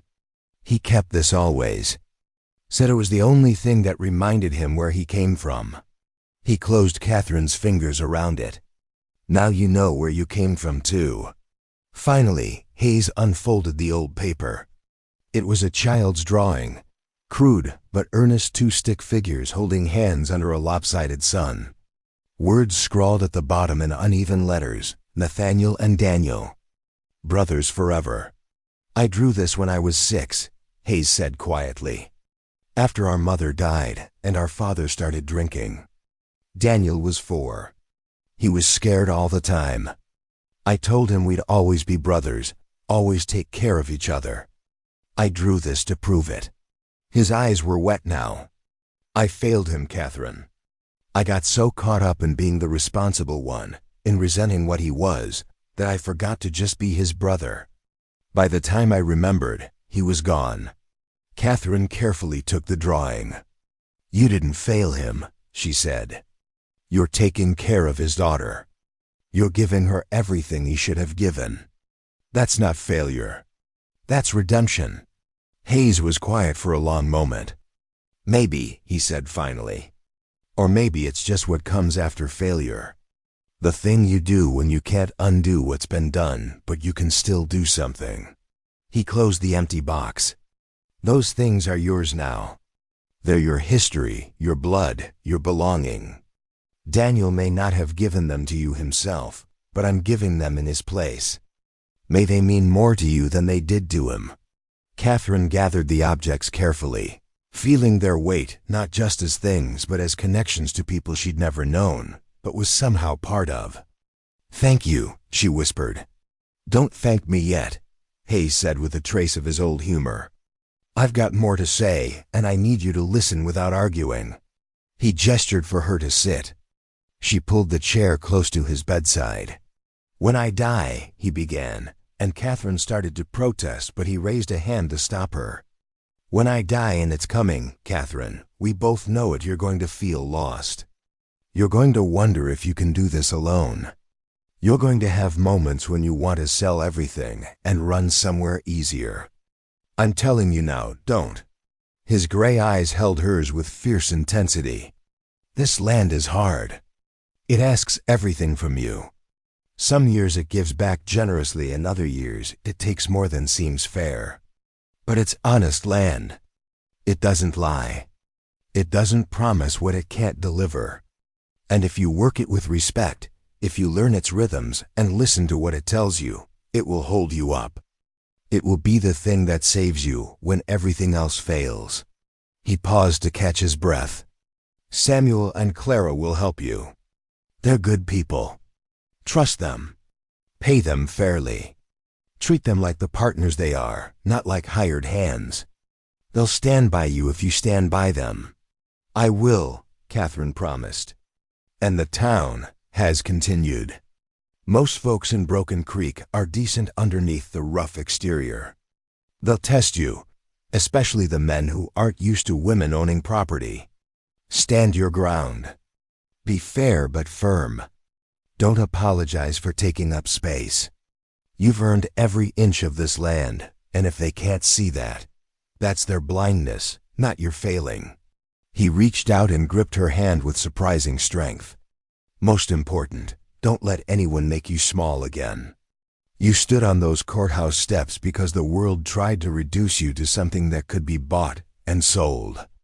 But you're not reducible, Catherine. You're not a thing to be owned or a problem to be solved. You're a woman with a mind and a will and a right to build something that lasts. Don't ever forget that. Tears ran down Catherine's face now, unchecked. I won't forget. Promise me, Hayes insisted.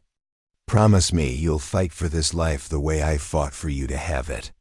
I promise, Catherine said, and meant it with every fiber of her being. Hayes relaxed back against the pillows, the effort of speaking having drained him. Good, he whispered. That's good. The days that followed took on a strange quality, suspended between normal life and impending loss.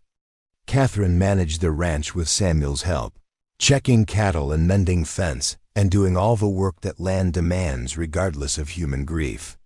But her heart was always half in Hayes's room, listening for his call. Watching for signs that the end was coming, Griffin visited twice more, ensuring all documents were in order, all signatures properly witnessed, all legal matters settled beyond dispute. The second time, he brought news from town. Judge Morrison entered his ruling into the permanent record, Griffin reported. Sent copies to the county seat and the territorial capital. Your inheritance is as ironclad as these things get. Polk and Wardell haven't made another move. I think they know they're beaten.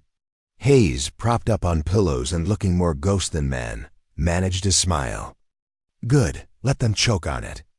After Griffin left, Catherine asked the question that had been weighing on her. What do I do when ... after? With the burial, I mean. Are there arrangements? Hayes nodded slowly. Plot's already prepared. Next to Margaret, on the hill behind the house. Samuel knows where. Pastor Whitmore from town will do the service if you ask him. He's a good man, won't make it longer than it needs to be. He paused. I don't want to fuss. Just something simple. Some words, some silence, then let the land take me back. I've made my peace with what comes next, have you?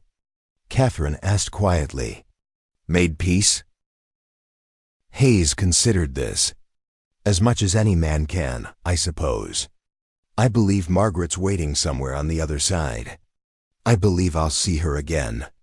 Whether that's heaven or wishful thinking, I don't know, and I'm past caring about the difference. What matters is I'm not afraid. And I'm not leaving things undone. He looked at her with sudden intensity.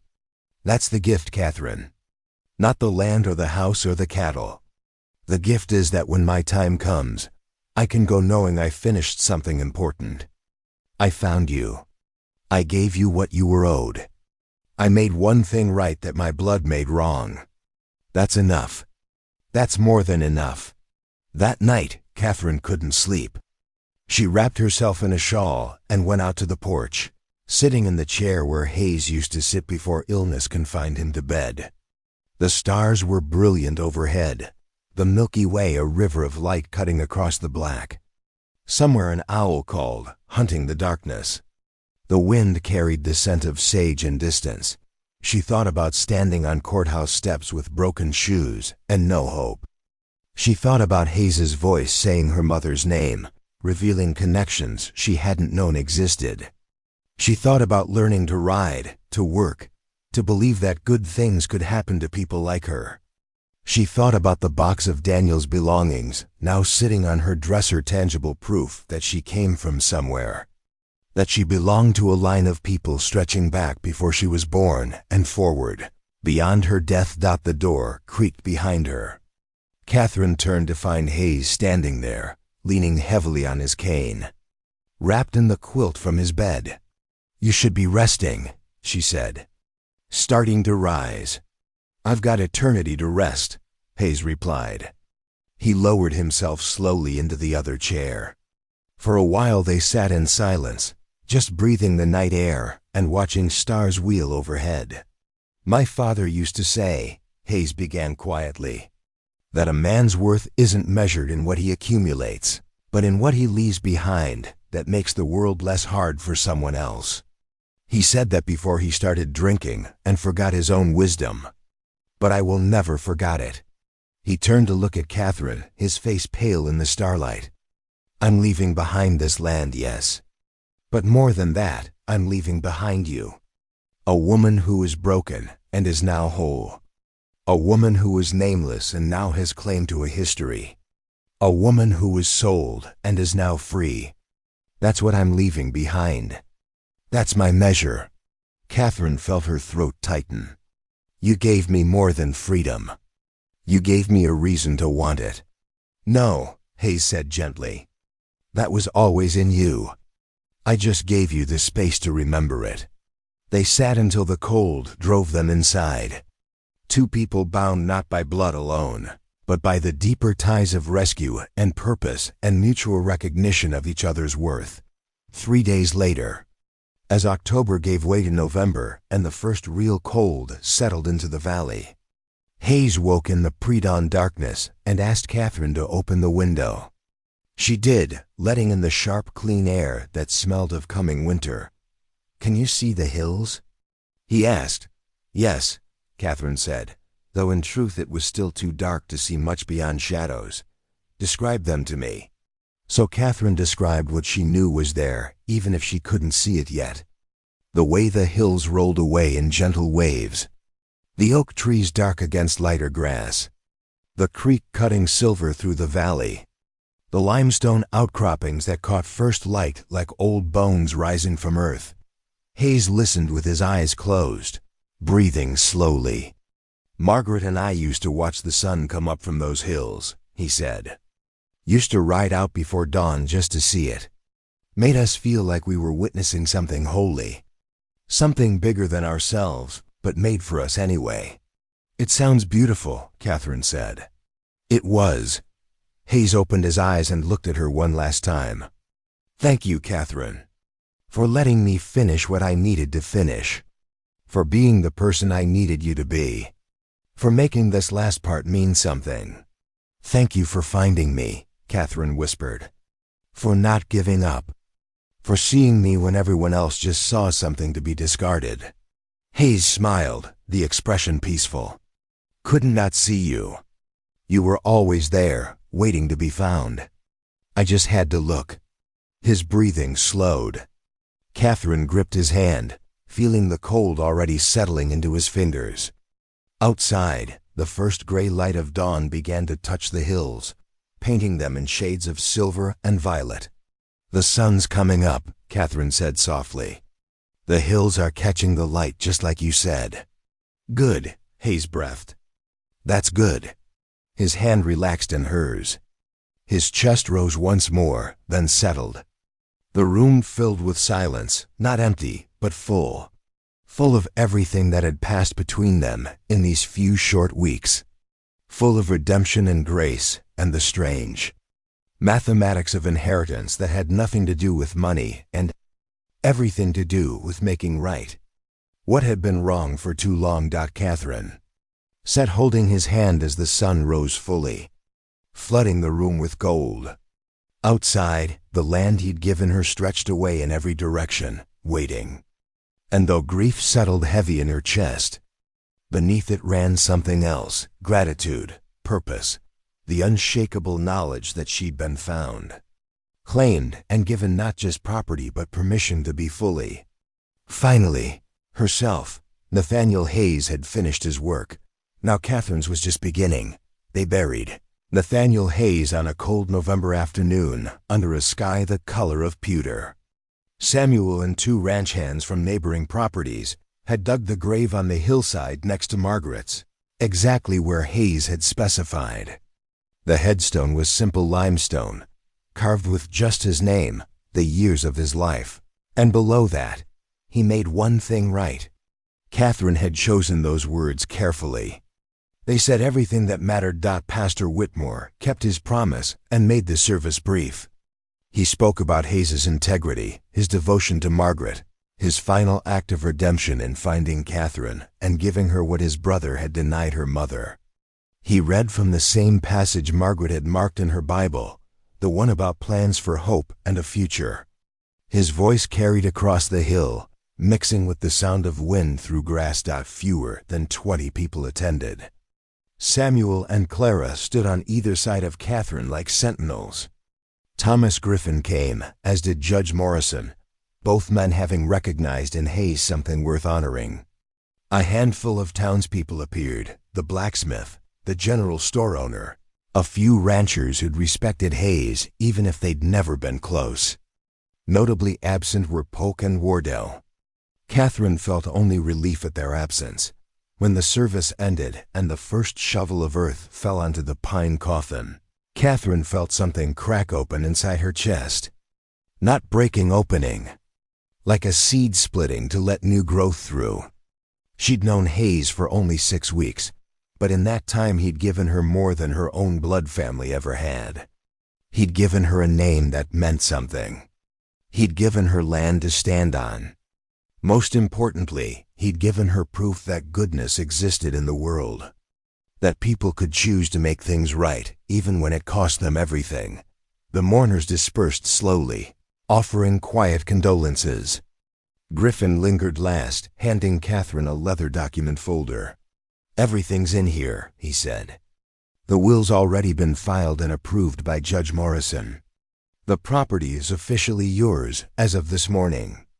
Deed, water rights, livestock records, account information, it's all documented. You're the legal owner of the Hayes Ranch." Catherine took the folder, feeling its weight. "What do I owe you for your services?" "Nothing," Griffin said firmly. "Nathaniel paid me in full before he died. He wanted to make sure you started with no debts hanging over you." He paused, then added, "He was one of the good ones. We don't get many like him." After everyone left, Catherine stood alone beside the 2 graves. Margaret's headstone was more elaborate, carved with roses and the words, "Beloved wife." Together, they looked like what they were, 2 people who'd loved each other and now rested side by side, waiting for whatever came next. "I'll take care of it," Catherine said aloud to both of them. "I'll take care of what you built. I promise." The wind rose, cold and sharp, carrying the scent of distant snow. Winter was coming. Catherine had work to do. The first winter tested her in ways she hadn't anticipated. Cattle needed constant checking during cold snaps. Pipes froze and had to be thawed. Feed had to be hauled through snow that drifted higher than the wagon wheels. Catherine learned to read cloud formations and animal behavior, to know when a storm was coming 6 hours before it hit. She learned which cattle were strong enough to weather harsh conditions and which needed extra attention. She learned the sound of ice cracking on the creek and the difference between wind that would pass and wind that would stay for days. Samuel taught her these things with patience that never flagged. He showed her how to break ice on water troughs, how to spot the early signs of pneumonia in calves, how to preserve their limited hay supply by feeding strategically. Clara taught her to render fat for candles and soap, to preserve meat, to make bread that would stay fresh for a week. They worked as a team, the 3 of them, keeping the ranch alive through months when everything seemed determined to freeze solid. In January, a blizzard trapped them all at the main house for 4 days. They burned through a cord of firewood and read aloud from Hayes's small library to pass the time. Catherine learned that Samuel couldn't read well but loved stories, and that Clara had a gift for voices when performing dialogue. They laughed more than Catherine had laughed in years, the sound of it warming the house better than any fire. When spring finally broke in March, Catherine stood on the porch one morning and realized she'd survived her first winter as a landowner. The cattle had made it through with minimal losses. The ranch accounts showed they'd actually made a small profit from selling beef in town. She'd managed something she'd thought impossible 6 months ago, but spring brought its own challenges. In April, a neighboring rancher named Douglas Thorne tried to divert part of the creek that ran through Catherine's property, claiming historical water rights that predated Hayes's ownership. Catherine rode to town, pulled out the documents Hayes had left her, and sat across from Thorne and his lawyer while Griffin explained in excruciating detail exactly why Thorne's claim was groundless. Thorne left angry but defeated.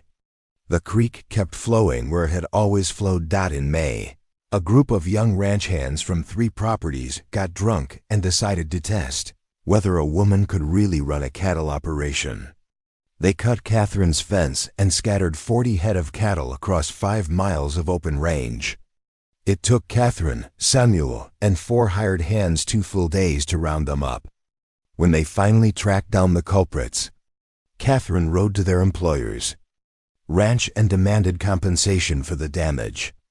And lost time. The rancher, a hard man named Boone, who'd never hidden his skepticism about women owning property, looked at her with something between surprise and grudging respect.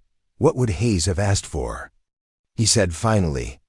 Mr. Hayes would have asked for an apology and replacement of the damaged fence, Catherine replied. I'm asking for that plus wages for the 4 men I had to hire to fix your hand's stupidity, plus assurance it won't happen again. Boone stared at her for a long moment. Then he nodded. Fair enough. I'll have the money sent over, and I'll personally guarantee those boys won't step foot on your property again without permission. He paused as Catherine turned to leave. Miss Brennan? She looked back. You're tougher than I gave you credit for, Boone said. Hayes chose well. It was the closest thing to an apology she'd get from a man like that. Catherine accepted it and rode home. Summer brought its own rhythm. The cattle fattened on good grass. Catherine hired 2 additional hands for the season, young men. Samuel knew and trusted who needed work and didn't mind taking orders from a woman. She learned to negotiate prices at the livestock auction, to spot a good horse from a merely adequate one, to calculate profit margins and plan for lean years. The account books that had mystified her in October now made perfect sense. She could read the story of the ranch in columns of numbers and see exactly where they stood. In July, Catherine made her first major decision as owner. She used part of Hayes's savings to buy breeding stock 6 heifers from good bloodlines that would improve the herd over time. Samuel approved the choice immediately, recognizing the long-term thinking it represented. You're not just maintaining what Hayes built, he said. You're building on it, making it better. That's what he wanted. By August, Catherine had been on the ranch for nearly a year. The anniversary of standing on the courthouse steps approached, and she found herself thinking about the woman she'd been then broken, hopeless, convinced her life had reached its absolute bottom. That woman felt like a stranger now. Or perhaps not a stranger, but a younger sister she'd learned to protect and shepherd into someone stronger. One evening she walked up to the hilltop graves, something she did often now when she needed to think. The sun was setting, painting the valley in shades of amber and rose. The cattle were dark shapes against golden grass. Smoke rose from the ranch house chimney where Clara was making supper. Everything looked peaceful, settled. Right. Catherine sat between the 2 headstones and pulled out the pocket watch Hayes had given her from Daniel's belongings. She'd had it repaired in town, and now it ticked steadily, keeping time the way Daniel never had. She'd taken to winding it every morning, a ritual that connected her to grandfather she'd never known and uncle who'd tried to make things right. I sold my first cattle at auction last week, she said to the graves, speaking aloud as had become her habit. Got a fair price. Samuel says we'll have enough to hire another permanent hand next year, someone to help with the heavy work as the herd grows.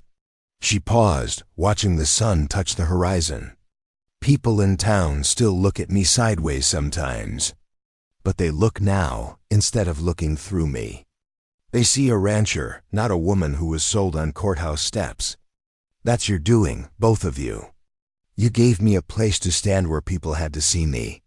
The wind picked up, moving through the grass with a sound like distant water. Catherine wrapped her shawl tighter. I've been thinking about what you said, she continued, directing her words to Hayes's grave. About the land being honest. About how it gives back what you put in.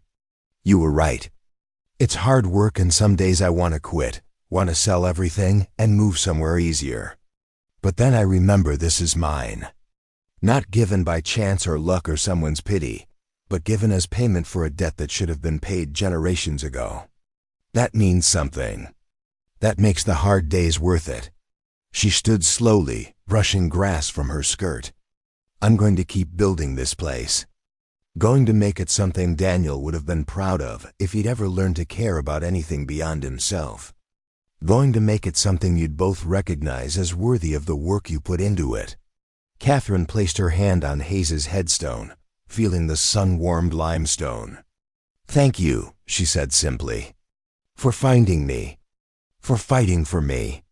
For teaching me that being rescued isn't the same as being saved. Sometimes rescue is just the first step, and the saving is what comes after. When you learn to rescue yourself. She walked back down the hill as the sun disappeared and stars began to emerge. The ranch spread out below her, every fence line and pasture, and building something she now knew intimately. This was hers. Not despite where she'd come from, but incorporating it.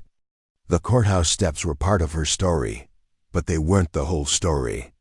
They were just the place where one chapter ended and another began. That night, Catherine sat at Hayes's desk, her desk now, and wrote a letter. She'd been thinking about it for weeks, gathering courage. The letter was addressed to the Women's Relief Society in San Angelo, where her mother had lived before Catherine was born. In careful script, Catherine explained who she was, what had happened to her mother, and how she'd ended up inheriting a ranch in Texas Hill Country. She asked if there were other women like her mother, women who'd been abandoned by men who promised everything and delivered nothing. Women who'd been left to raise children, alone and bear society's judgment for circumstances they hadn't chosen. If such women existed. Catherine wrote, if they needed help or shelter or simply a place to stand where they wouldn't be judged. She wanted them to know her door was open. The ranch was large enough. The work was hard but honest. And she understood better than most what it meant to need someone to see your worth when the world insisted. You had none. She sealed the letter and set it aside to mail in the morning. It might lead nowhere.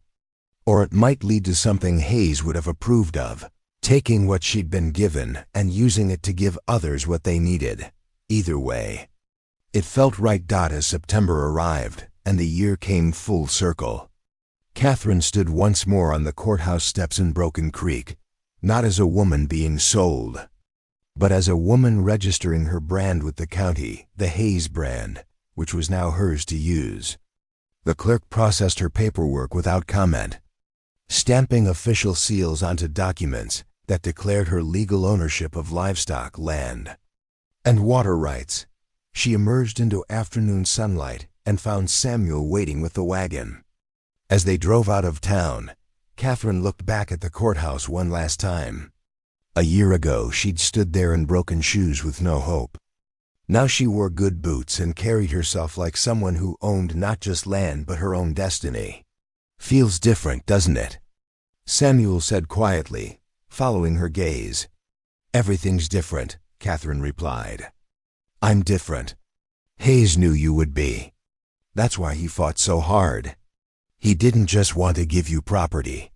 He wanted to give you the chance to become who you were supposed to be all along. Catherine thought about that as they rode home. Was she who she was supposed to be? Or had Hayes simply created space for her to become someone new? Someone forged by hardship and rescue and the slow, patient work of building a life from broken pieces? Maybe it didn't matter.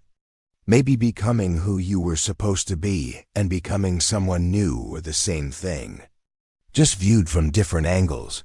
When they reached the ranch, Catherine climbed down from the wagon and stood looking at the house.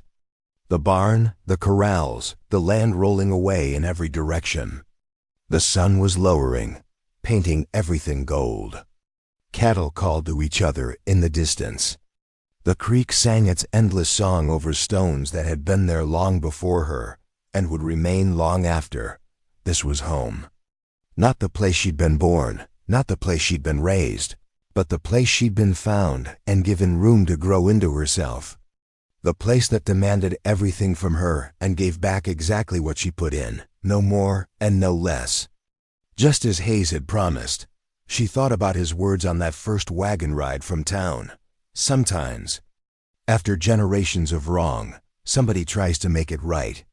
Standing there in the golden light of her first full year as a rancher, Catherine understood that making things right wasn't a single act but an ongoing choice. Hayes had made his choice when he found her and claimed her as family.